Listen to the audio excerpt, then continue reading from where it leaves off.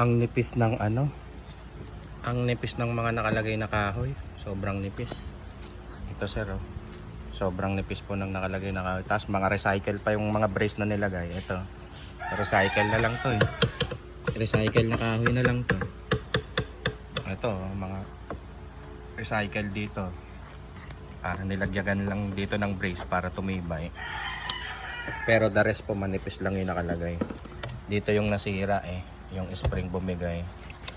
Yung gitna.